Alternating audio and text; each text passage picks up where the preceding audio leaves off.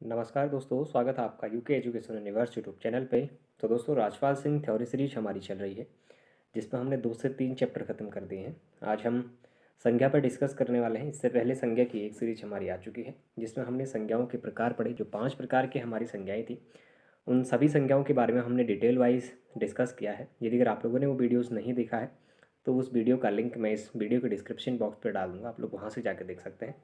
साथ ही दोस्तों, प्रत्येक चैप्टर के साथ जब आपका कंप्लीट हो जाता है, तो आप उसके साथ प्रश्नोत्तरी रिवीजन सीरीज जरूर चलाएं। उसके लिए हमने पहले से एक प्लेलिस्ट बनाई है राजपाल सिंह सीरीज की, जिसमें सारे ही चैप्टर्स के एमसीक्यू जो सीरीज है वो कंप्लीट है। तो लगभग 1-1.5 घंटे की वो क्लासें हमारी उसमें देखने को मिली है। आप लोग वहाँ से जाके अपने प्रैक्टिस को निरंतर भी बनाए रखें और साथ में थ्योरी क्लासेस जरूर देखें। तो दोस्तों, आज हम बात करने वाले हैं व्युत्पत्ति के आधार पर संज्ञा के भेद।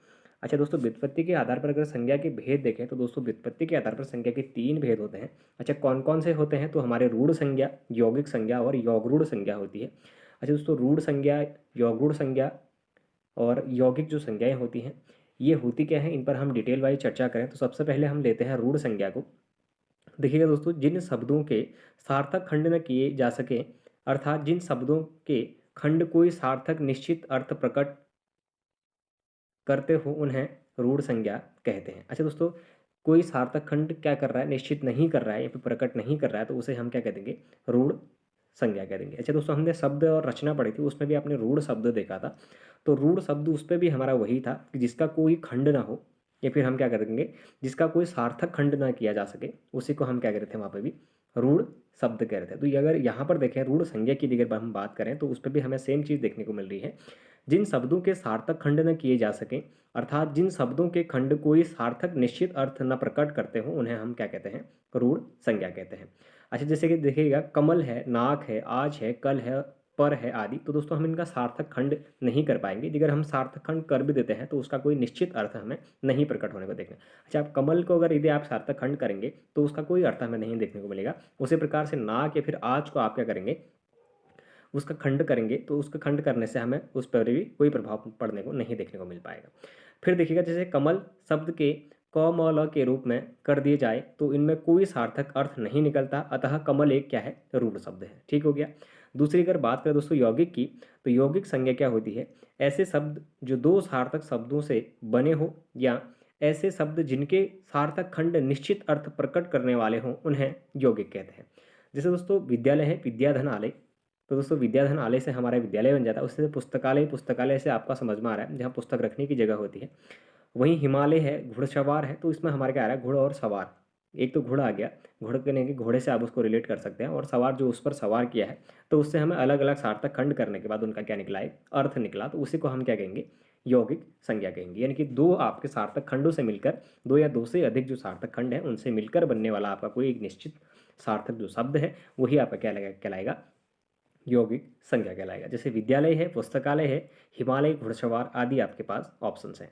फिर देखिएगा, यौगरूढ़ संज्ञा की बात करें, तो दोस्तों ऐसे शब्द जो यौगिक तो होते हैं, किंतु अपने सामान्य अर्थ न प्रकट करते हो, किसी परंपरा के विशेष अर्थ को प्रकट करते हो, उन्हें हम क्या कहते हैं? यौगरूढ़ संज्ञा कहते हैं। अच्छा दोस्तों, यौगरूढ़ जो शब्द थे हमारे, वो क्या कर रहे थे? वो अपने किसी निश्चित अर्थ को प्रकट न कर किसी तीसरे जो अर्थ है उसको प्रकट कर रहे थे। सेम चीज़ इसमें भी यौगरूढ़ संज्ञा में देखने को मिलेगी। दोस्तों, आप लोगों ने आज का पेपर देखा होगा, यानी कि कल जो हमारा पेपर हुआ था आबकारी परिवहन सिपाही उत्तराखंड वालों का। तो दोस्तों, उसमें एक चीज़ देखने को मिली थी। अगर आप लोगों ने राजपाल सिंह सीरीज को कंटिन्यूसली अगर देखा होगा, तो आप लोगों ने जो 20 में से आपके 15 से 16 क्वेश्चन आपने अटेम्प्ट करे होंगे, जो आपके सही मायने में सही भी होंगे। तो इसीलिए मैं कहता हूँ आप लोगों से कि आप लोग राजपाल सिंह सीरीज देखें, उसके एमसीक्यूज को देखें, उससे आपको बहुत ज़्यादा फायदा मिलने वाला है। फिर देखिएगा, अगर यौगरूढ़ संज्ञा पे हम थे, तो यौगरूढ़ संज्ञा में हमने दोस्तों वही चीज़ है जो आपकी यौगरूढ़ शब्द में मिला था, वही यौगरूढ़ संज्ञा में भी आपको मिलने वाला है। अगर व्युत्पत्ति के आधार पर बोले, तो आपकी संज्ञा 3 प्रकार की हैं। हमने रूढ़ देखा, यौगिक देखा। अब यौगरूढ़ में भी सेम चीज़ है कि ऐसे शब्द जो यौगिक तो होते हैं, किंतु अपने सामान्य अर्थ को प्रकट न करके किसी परंपरा विशेष अर्थ को प्रकट करते हैं, उन्हें हम यौगरूढ़ शब्द कहते हैं। अच्छा दोस्तों, लंबोदर शब्द से अगर हम देखें, तो देखिए लंबोदर लंबा है उदर जिसका, अर्थात हम किसकी बात कर रहे हैं? गणेश जी की बात कर रहे हैं। उसी तरीके से अगर पंकज जलद से हम कमल की बात करेंगे, चक्रपाणी, तो देखिएगा जिसके चक्र में पानी है, कहने का मतलब हम विष्णु जी की बात कर रहे हैं। ठीक हो गया। तो इस तरीके से हम क्या करेंगे, हम उनके यौगिकों के जो सार्थक खंड हैं वो तो हो जाएंगे, लेकिन अर्थ कोई तीसरे को इंडिकेट करेगा, यानी कि हम इसको बहुव्रीहि समास का ही क्या कह सकते हैं दोस्तों, उदाहरण कह सकते हैं, जो हमारा योग रूढ़ संज्ञा होते हैं। अब देखिएगा, अब क्या कहता है कि व्युत्पत्ति के आधार पर संज्ञा के भेद अगर यदि दोस्तों देखें, तो व्युत्पत्ति के आधार पर संज्ञा के भेद देखें तो कितने होते हैं हमारे, संज्ञा के विकारक तत्व हमारे कौन कौन से हो गए, 3 होते हैं। एक हमारा क्या होता है, लिंग होता है। अच्छा, लिंग में हमारा पुल्लिंग और स्त्रीलिंग आप लोगों को देखने को मिलता है, कहीं कहीं पर उभयलिंग के बारे में भी बात करी जाती है। वहीं वचन देखें तो दोस्तों हिंदी में आपके 2 ही वचन आप लोग यूज करते हैं, जो आपके कौन कौन से होते हैं, एक वचन और बहुवचन होता है। अगर कारकों की बात करें तो दोस्तों कारक चिन्ह आपके 8 होते हैं, ये इससे पहले भी काफ़ी बार पूछा जा चुका है, तो अभी हम डिटेल वाइज पढ़ेंगे कि कौन से कारक कहाँ पर प्रयोग किए जाते हैं। देखिए, तो उसके बाद बात करेंगे संज्ञा के विकारक तत्वों की। अगर बात करें तो संज्ञा के 3 विकारक तत्व होते हैं, लिंग, वचन, कारक और वचन और कारक। ठीक हो गया। सबसे पहले अगर लिंग की बात करें तो दोस्तों लिंग का शाब्दिक अर्थ है चिन्ह।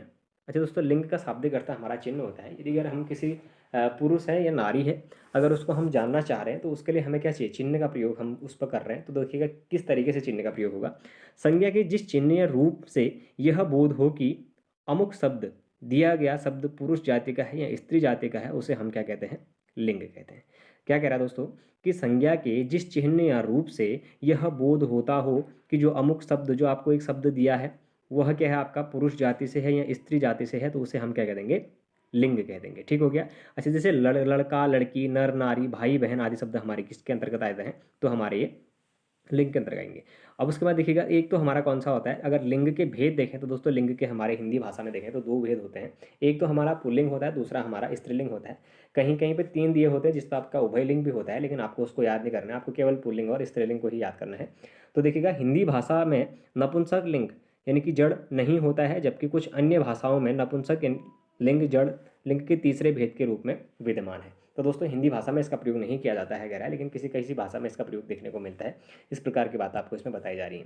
फिर देखिएगा, अगर पुल्लिंग की बात करें दोस्तों, तो जिन संज्ञा शब्दों में या फिर जिन संज्ञा शब्दों से पुरुष जाति का बोध होता है उसे पुल्लिंग शब्द कहते हैं। जैसे आचार्य, लड़का, कुम्हार, संसार, समुदाय, अनेक समुदाय रहते हैं, रहती है नहीं कहेंगे आप उसको, रहते हैं ही कहेंगे। बहुत बड़ा संसार है कहेंगे, बहुत बड़ी संसार है, हम उसका प्रयोग नहीं करते हैं। ठीक हो गया। लड़का और आचार्य, कुम्हार से तो आपको ऐसे ही पता चल जा रहा है। अगर देखें तो लाला, ठठेरा, किन्नर, हिजड़ा, अपरिग्रह, भव, भगवान, तपस्वी, गायक। भगवान होता है कहते हैं ना, भगवान होती है नहीं कहते हैं, भगवान होता है, इस तरीके से आप उनको प्रयोग करेंगे। तपस्वी होता है, तपस्वी होती नहीं है। तो गायक, गायक होता है, गायक भी नहीं होती है, गायक होती है वो अलग बात हो जाती है, गायक होती है। तो इस तरीके से इनका हम प्रयोग करेंगे। अच्छा, पुल्लिंग शब्दों की पहचान पंडित कांता प्रसाद गुरुजी के अनुसार नियम 1 क्या कहता है कि जिन भाववाचक संज्ञा शब्दों के अंत में आ, आव, पा, पन, ना प्रत्यय लगा हो वे पुल्लिंग शब्द होते हैं। अगर जैसे देखिए तो काला, आ लगा है। चढ़ाव में आपका चढ़ाव, आव लगा है। वैसे बुढ़ापा में आपका आपा लगा है। अगर देखा लड़कपन में तो अन आपका लगा, लड़कपन अन आ गया। ठीक है। अगर देखा लड़कपन में आपका पन लग जाएगा। वैसे खाना में आपका ना प्रत्यय लग जाएगा। तो दोस्तों अगर जब ये प्रत्यय हमारे लगे होते हैं तो वो शब्द हमारे क्या होते हैं, पुल्लिंग शब्द होते हैं। ये थ्योरी आपकी किसने दी, ये हमारी कांता प्रसाद गुरुजी के अनुसार हमने देखी।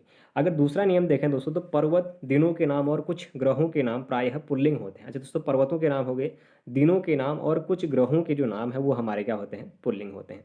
अच्छा दोस्तों, उसमें भी आपके अपवाद होंगे कि कौन से ग्रह आपके क्या हैं या फिर कौन से जो शब्द हैं वो आपके पुल्लिंग नहीं है। कुछ कह रहा है तो कुछ कहने का मतलब है कुछ ऐसे भी हैं जो हमारे स्त्रीलिंग भी होंगे। ठीक हो गया। जैसे अगर देखा दोस्तों, तो जैसे विंध्याचल पर्वत है तो विंध्याचल पर्वत खड़ा है तो ये क्या है, विंध्याचल पर्वत हमारा एक पुल्लिंग शब्द होगा। जैसे हिमालय पर्वत है, चैत्र मास है, सोमवार है, दिन है, दिन जितने भी हैं दोस्तों हमारे जो ये वार होते हैं ये हमारे पुल्लिंग होते हैं। जैसे सूर्य है, चंद्र है, ग्रह है आदि हमारे क्या होंगे, ये पुल्लिंग होंगे। लेकिन कुछ ग्रहों के नाम क्या होते हैं कहा था इसने, पुल्लिंग होते हैं कहा था। तो वह कौन सा ग्रह है जो हमारा क्या है, पुल्लिंग नहीं है। तो दोस्तों अपवाद आप लोगों को देखने को मिल गया है। ये अपवाद कहने का मतलब है कि पृथ्वी क्या है, एक स्त्रीलिंग है। पृथ्वी क्या है, पृथ्वी समाई है, पृथ्वी खड़ी है, पृथ्वी में हम रह रहे हैं, हम पृथ्वी का प्रयोग जहाँ पर कर रहे हैं तो उसका हम स्त्रीलिंग के रूप में प्रयोग करते हैं, ना कि पुल्लिंग के रूप में। फिर देखिएगा, अगर नियम की बात करें थर्ड की, तो दोस्तों देखिएगा पेड़ों के नाम प्रायः पुल्लिंग होते हैं। अब इसमें भी कुछ अपवाद देखने को मिलते हैं। पुल्लिंग के क्या क्या होते हैं, पेड़ों के जो नाम होते हैं वो क्या होते हैं, सदैव पुल्लिंग होते हैं। जैसे शीशम, सागौन, कटहल, पीपल, महुआ, आम, बरगद, नीम, जामुन। अब कचनार आदि। अब दोस्तों इसमें मेन चीज़ याद करने की आवश्यकता क्या है, आपको जो ये अपवाद है ना, इसको याद करने की आवश्यकता है। आप भले पेड़ों के नाम मत याद करिए, लेकिन आप अगर अपवाद याद कर लेंगे तो और पेड़ों के नाम तो आप वैसे ही याद कर लेंगे। ठीक हो गया। अच्छा, अपवाद में से इमली का पेड़ है, इमली खट्टी होती है। ठीक हो गया। लीची, जैसे नाशपाती है, खिरनी है, नारंगी है, ये क्या है दोस्तों, हमारे स्त्रीलिंग है। इस जिनमें आप ये ध्यान रखिएगा, जिनमें आपकी बड़ी ई की मात्रा अगर आ रही है शब्दों के पीछे, अगर जहाँ पर लगी है, तो एक छोटा सा मेथड है, आप उसको समझने के लिए, जहाँ पर बड़ी ई की मात्रा लगी होगी तो ऐसा लगता है कि स्त्रीलिंग शब्दों का यहाँ पर प्रयोग किया गया है। जैसे पानी है ना, पानी पिया जाता है, तो अभी थोड़ा देर में उनको भी देखेंगे हम कि वो पानी किसके अंतर्गत आता है, कहीं पानी अपवाद तो नहीं है, तो देखेंगे। अभी के लिए हम सपोज अगर माने तो जैसे इमली है, लीची है, नाशपाती है, खिरनी है, नारंगी आदि जो शब्द होते हैं ये हमारे क्या होते हैं, स्त्रीलिंग होते हैं, तो ये हमारे एक अपवाद के रूप में जाने जाएंगे। फिर देखिएगा नियम 4 को देखें तो अनाजों के नाम प्रायः पुल्लिंग होते हैं। अच्छा दोस्तों, अनाज है हमारे, जैसे गेहूँ है, चावल है, बाजरा है, चना है, मटर, जौ, उड़द, तिल और मक्का जैसे जो सब फसल हमारे होते हैं, ये तो सभी अनाजों के अंदर जो नाम है वो हमारे क्या होते हैं, पुल्लिंग होते हैं। लेकिन अपवाद में दोस्तों अरहर हो गया, ज्वार हो गया, मकई हो गया, मूंग हो गया, सरसों और स्त्रीलिंग होते हैं। अब दोस्तों जो हमारी मूंग, अरहर और ये सरसों है ना, ये बहुत बार पूछा गया क्वेश्चन में है। यानी कि अरहर निम्नलिखित में से पुल्लिंग में आता है या स्त्रीलिंग में आता है, मूंग हो गया और सरसों, ये 3 लगभग पूछे गए हैं इससे पहले। आपको अरहर, ज्वार, मकई ये याद रख लेने हैं, बाकी के 3 आपको तो ये पूरे पूरे तरीके से याद ही रखने हैं, बाकी के 3 भी आपको साथ में एडिशनल याद रखने होंगे। अच्छा दोस्तों, नियम 5 क्या कहता है, धातुओं एवं द्रव्य पदार्थों के नाम प्रायः पुल्लिंग होते हैं। अच्छा दोस्तों, धातु हमारे जैसे ठोस धातु है ना, अगर वहीं पे बात करेंगे जैसे द्रव पदार्थ हैं के नाम प्रायः क्या होते हैं, पुल्लिंग होते हैं। अगर तो इसका मतलब तो सोना है, सोना क्या है, एक धातु है। तांबा भी हमारी एक धातु है। घी क्या है, हमारा एक द्रव पदार्थ है। पानी द्रव पदार्थ है। लोहा हमारा एक धातु है। पीतल धातु है। मोती हमारे को एक धातु है। तेल हमारा द्रव पदार्थ है। दूध द्रव पदार्थ है। वहीं देखें तो हमारा जो दही है वो भी लिक्विड में एक हमारा लिक्विड प्रोडक्ट देखने को मिलेगा। अगर कोयला देखें, तेजाब देखें, इत्र, तो दोस्तों ये सिर्फ इसके ऑप्शंस हैं, ये आप लोग ध्यान रखिएगा। ये इसके ऑप्शन है कि धातु एवं द्रव पदार्थों के नाम प्रायः पुल्लिंग होते हैं।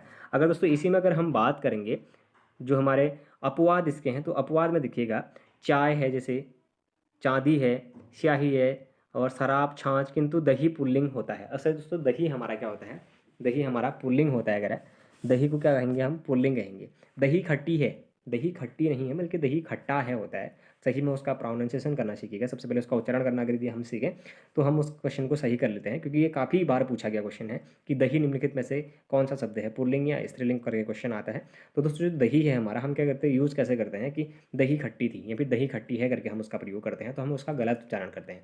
दही खट्टी नहीं, दही खट्टा होता है। तो इसका मतलब आज से आप लोग ध्यान रखेंगे, जो दही है हमारी, ये कैसा शब्द है, एक हमारा पुल्लिंग शब्द है, ना कि स्त्रीलिंग शब्द है। ठीक हो गया।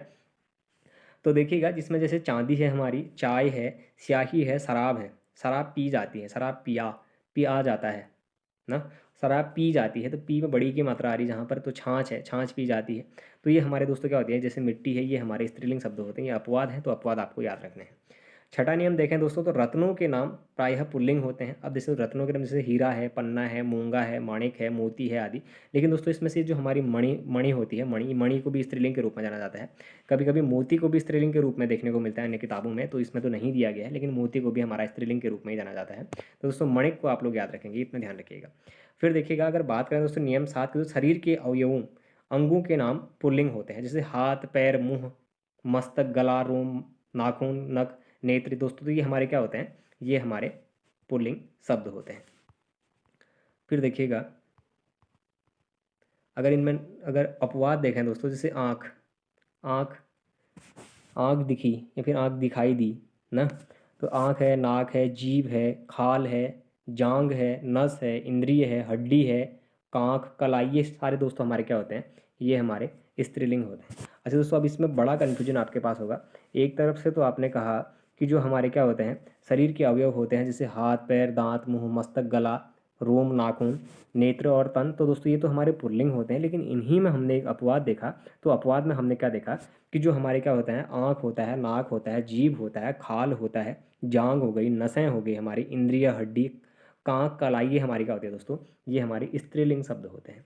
अच्छा उसके बाद देखिएगा नियम 8 को देखा तो जल स्तर और भूमंडलों के नाम पुल्लिंग होते हैं। अच्छा दोस्तों, जो जल स्थल हैं और भूमंडल हैं, इनके नाम हमारे क्या होते हैं? पुल्लिंग होते हैं, कह रहा है। जैसे समुद्र है, देश है, द्वीप है, आकाश है, पाताल है, सरोवर आदि जो शब्द हैं दोस्तों हमारे, ये हमारे किसके उदाहरण हैं? ये भी हमारे पुल्लिंग शब्द के उदाहरण है। लेकिन इसी में अगर आप लोग देखेंगे, जैसे पृथ्वी है, नदी है, झील है, घाटी है, तो आप नदी बह रही है कहेंगे ना, नदी बह रहा है तो नहीं कहेंगे, नदी बह रही है, गंगा नदी बह रही है अगर आप उच्चारण करेंगे तो हमें क्या उससे प्राप्त होता है कि ये एक शब्द कैसा है? बह रही है से स्त्रीलिंग शब्द का हमें प्राप्त होती है उस चीज़ से। तो दोस्तों इसका मतलब ये है कि जो अपवाद हैं, अपवादों को याद रखना ज़रूरत है आपको याद रखने की। तो पृथ्वी है, जैसे नदी है, झील है, घाटी है, तो दोस्तों ये हमारे क्या होंगे? ये हमारे स्त्रीलिंग वर्ण होंगे जो हमारे अपवाद के रूप में जाने जाते हैं।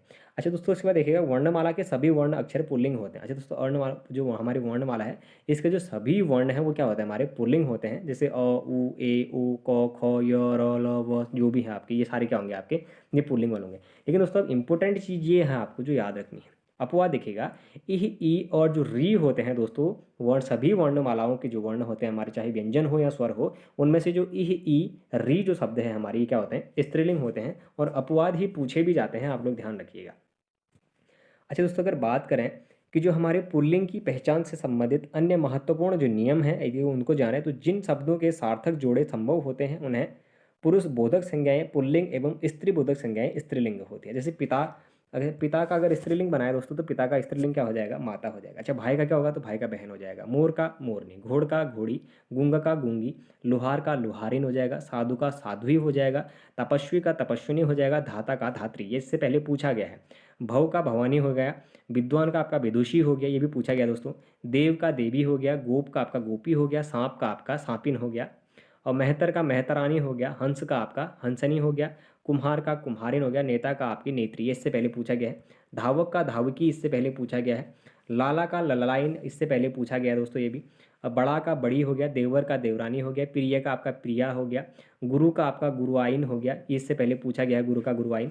अगर विधाता का देखें तो विधात्री इससे पहले पूछा गया है। पड़ोसी का पड़ोसन, बलवान का बलवती हो गया, कबूतर का कबूतरी हो गया, तरुण का अगर स्त्रीलिंग देखें तो तरुणी हो जाता है, राजा का रानी हो गया, एकाकी का आपका एकाकिनी हो गया, जो इससे पहले पूछा गया है।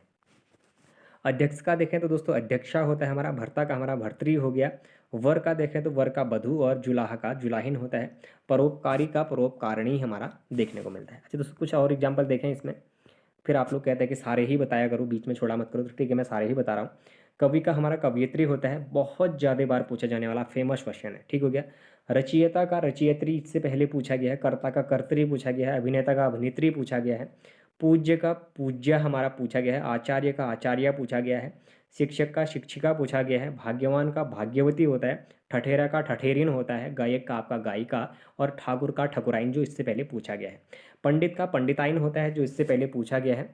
जेठ का हमारा जेठिन होता है, योगी का हमारा योगिन होता है, कृष्ण का आपका कृष्णा हो जाता है, ये ध्यान रखिएगा, कृष्ण का आपका कृष्णा हो जाएगा, ये काफ़ी इंपॉर्टेंट है और इससे पहले एक बार पूछा भी गया है। अगर पुजारी की बात करें तो पुजारिन उसका हो जाता है, बिलाव का बिल्ली हो जाता है। अगर बात करें प्रबंधकर्ता की तो प्रबंधकर्त्री हो जाएगा, नायक का नायकी, कमल का कमलिनी, और जेठ का जेठानी हो जाएगा। वैसे तेली का तेलिन हो जाएगा, सोनार का सोनारिन हो जाएगा, और दाता का दात्री हो जाएगा। भगवान का भगवती, वीर का वीरांगना, सम्राट का सम्राज्ञी, और ऋषि का ऋषिका हो जाता है।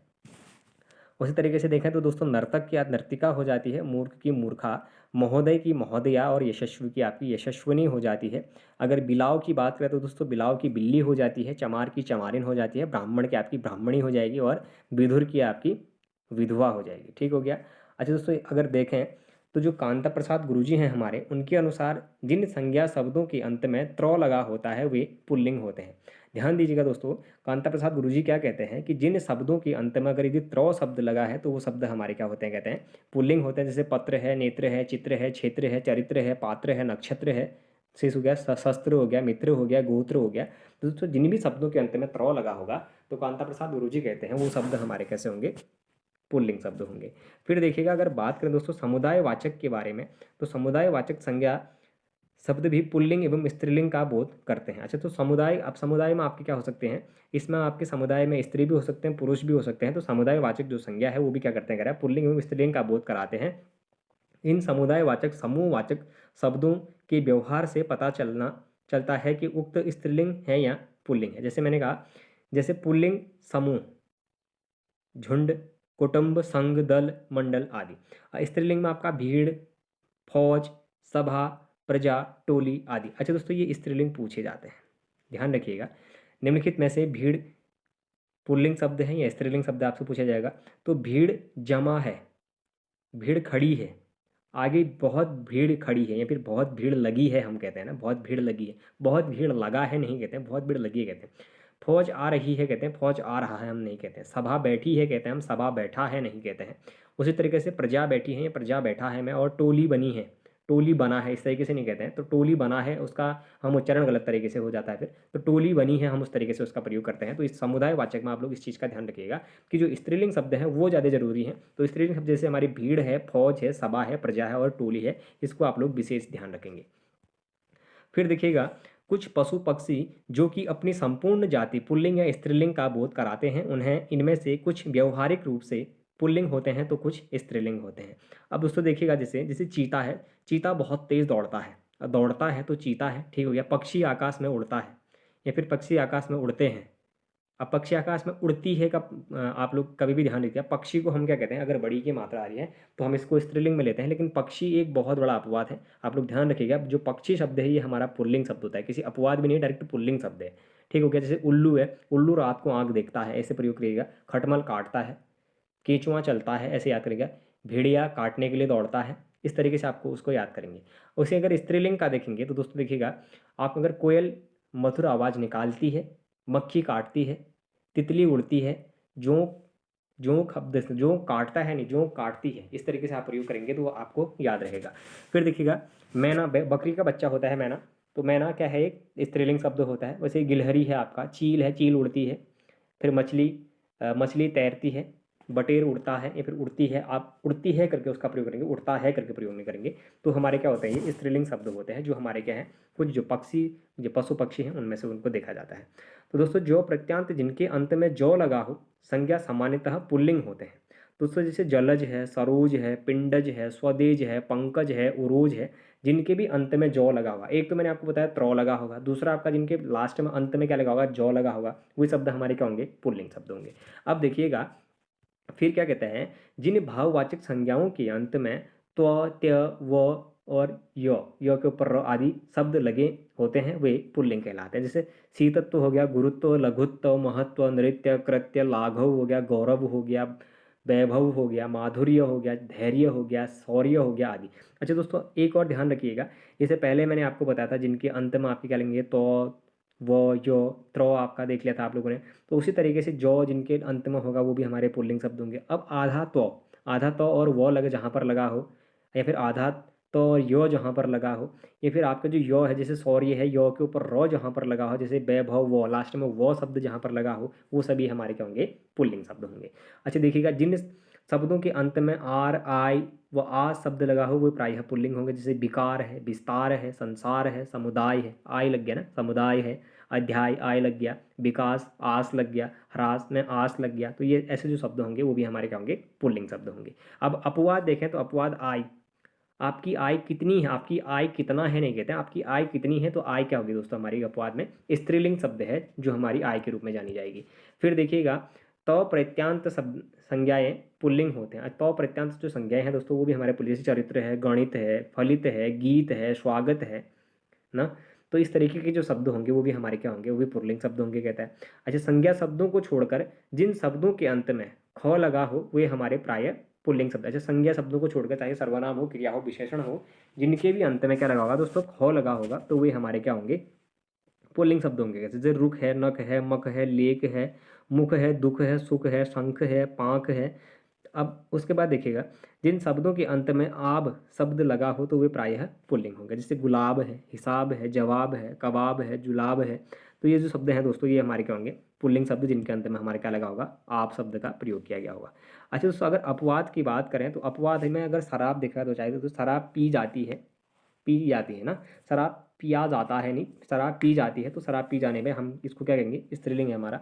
किताब पढ़ी जाती है, वैसे अगर देखेंगे तो महराब है आदि स्त्रीलिंग होते हैं। कुछ महत्वपूर्ण पुल्लिंग शब्द हमारे देखें तो उपहार है, ग्रंथ है, मस्तक है, राष्ट्र है, संसार हमारा है, समुदाय है, राम, गौरव, लोहा, वचन, मालिक, पाठक, कुहार, नर, चूल्हा, भ्रमर, पुदीना, देश, पड़ोस, विद्वान, छात्र, शिष्य, खरगोश, अनानास, पक्षी, कुटुंब, कर्ता, राशि, दुपट्टा, महोदय, जीरा, फुल्का, हीरा, पजामा, घाघरा, लहंगा, नमक, पनीर, द्विज, घाघरा, युगावतार, शिष्टाचार, काशी दादार, कपड़ा, पेड़, शेर, लड़का, दिन, सागर, छात्र, राजन, तेजस्वी, दांत, शीशम, विधुर, दही, भात, रायता, हलवा, मोहन, भोग, दीपक, धावक, आछावान, आदेश, मातृत्व, सौभाग्य, काव्य, चंद्र, क्षण, देश, आचार्य, विलास, नेत्र, मार्ग, खेल, आलू, गन्ना, आटा, चमड़ा, पैसा, चर्चा, सोन, सिंधु, ब्रह्मपुत्र, कपूर, तेजपत्ता, लगान, खान, पान, मिलान, आंसू, पानी, घी, खेत, सूत, दांत, टेसू, गेहूँ, नृत्य, अक्षर, निकास, बोल, अश्रु, मधु, शहद, तालु, सेतु, हेतु, तारा, होश, व्यक्ति, शरबत, बंदोबस्त, चश्मा, ताबीज, माह, गुनाह, सोडा, कैमरा, स्वर्ग, न्याय, संग, प्रतिवेदना, संकल्प, सर्प, निबंध, अनुच्छेद, उद्भव, व्याख्यान।